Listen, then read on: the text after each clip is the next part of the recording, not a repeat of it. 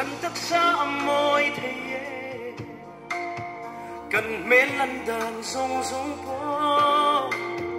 cả xin lệ phèn rong thế ya ruan rong aku thế mà sẽ siala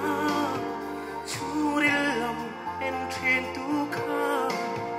inun na angai lut lai be thin lung a thil so trine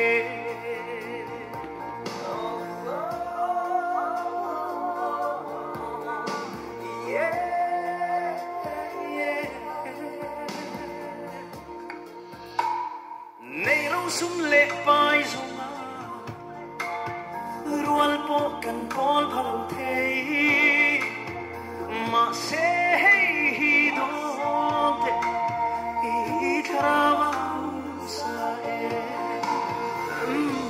hey shiana chung rilam en trin tu kha inun na ai lut lai be thin lung a khil zo trine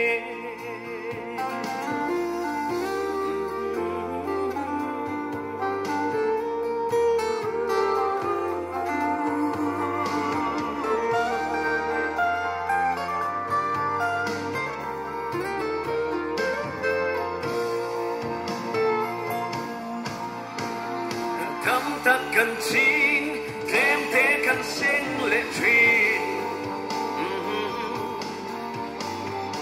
lung oi na kim mu dấu re ngan om si long tu sa maya tampo nei ma si la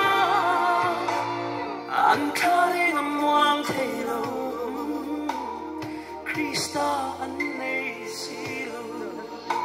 ole hey sia chung rilam en trin tu kha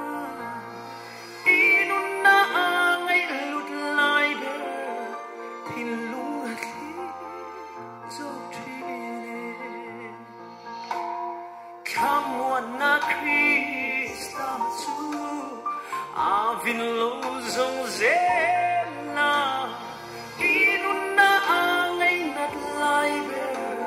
ithin lung khala ang che ithin lung khala